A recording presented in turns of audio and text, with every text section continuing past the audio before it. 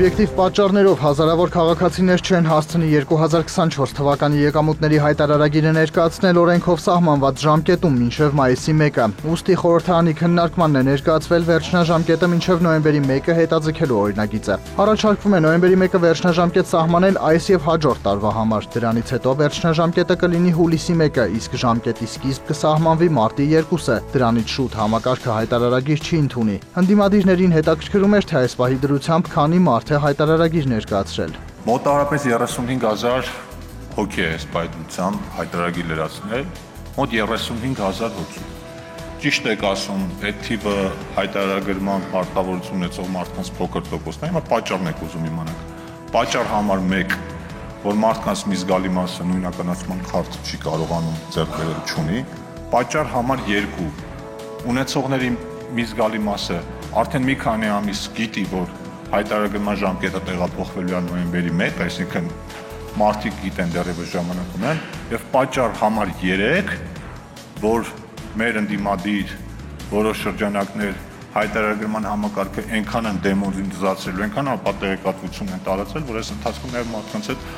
բավականին մեծ ծավալի աշխատանք է կատարել, որ մարդիկ հասկանան հայտարարագիրը ինչի համար են լրացնում եւ ինչպես պետք է լրացնել։ Իսկ նախագծում արդյոք կա կարգավորում տարեց քաղաքացիների համար, որոնք թոշակից բացի այլ եկամուտ չունեն, հետաքրքրվել է պատգամավոր Արսեն Թորոսյանը։ Միջազգային փորձը հուշում է, որ շատ երկրներում այս խումբն ընդհանրապես հայտարարագիր չի ներկայացնում։ Իրենք հայտարարագիրը կարող են մուտք էլ չգործել, չլրացնել, այսինքն ինքնաշխատ պետությունը տեսնելով այդ ամեն ինչը կլրացնի եւ որոշ ժամանակ անց դա կհամարվի արդեն լրացված եւ հանձնված։ Այսինքն, եթե մարդը միևնույնն է որևէ այլ բան չունի լրացնելու,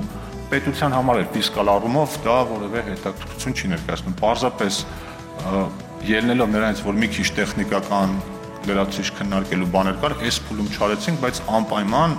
առաջիկա ամիսների ընթացքում այդ լուծմամբ հանդես են գալ։ Արդեն իսկ հայտարարագիր ներկայացրած 35,000 քաղաքացիներից 15,000-ը սոցիալական ծախսի փոխհատուցում են ստացել։ Ֆինանսների փոխնախարարն այսպես հակադարձել է պնդմանը, թե միայն սոցվճար ստացող քաղաքացիներն են ներկայացնում տրվելով գումար վերադարձնելու գայթակղությանը։ Օրինագիծն ընդունվել է առաջին ընթերցմամբ, երկրորդ ընթերցմամբ հարցը կքննարկվի 24 ժամյա ռեժիմով։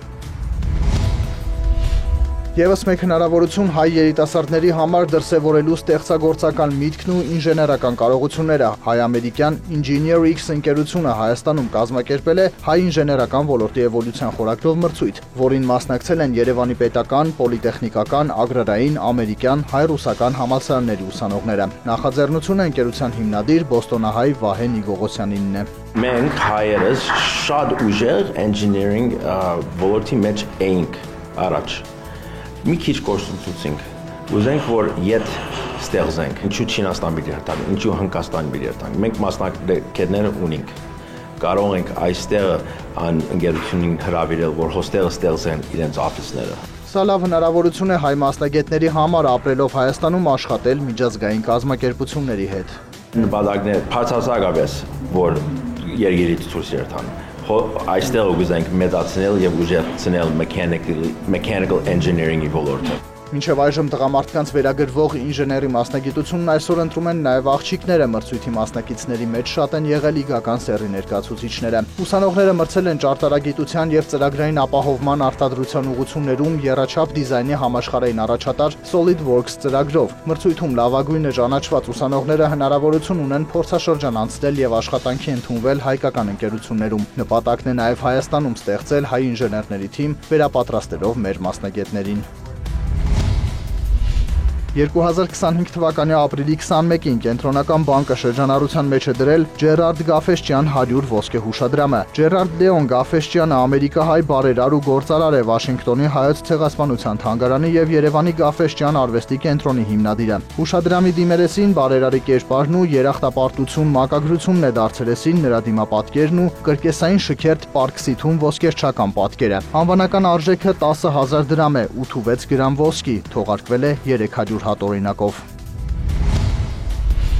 Լոնդոնի բորսայում Brent ապրանքանիշի հունիսի մատակարարումների ֆյուչերսների գինը նախորդ օրվա բորսաների փակման պահի ցուցանիշի համեմատ նվազել է 0.3%-ով կազմելով բարելի դիմաց $67.53 Նյու Յորքի ապրանքային բորսայում WTI տեսակի նավթի մայիսի մատակարարումների ֆյուչերսային գինը նախորդ օրվա բորսաների փակման պահի ցուցանիշի համեմատ իջել է 1.1%-ով կազմելով բարելի դիմաց $63.30 Ոսկու միջազգային գինն աճել է 0.6%-ով եւ 1 ունցիայի դիմաց կազմել $3348 Բիթքոյնի արժեքը վերջին մեկ օրվա դրությամբ բարձրացել է 2%-ով եւ կազմել 1 հատի համար $86753 Հայաստանի կենտրոնական բանկը տեղեկացրել է, որ ապրիլի 21-ի տվյալով ամերիկյան դոլարը միջինն արժեցել է 390 դրամ 51 լումա, եվրոպական արժույթի գինը կազմել է 449 դրամ 98 լումա, ռուսական ռուբլու արժեքը սահմանվել է 4 դրամ 80 լումա։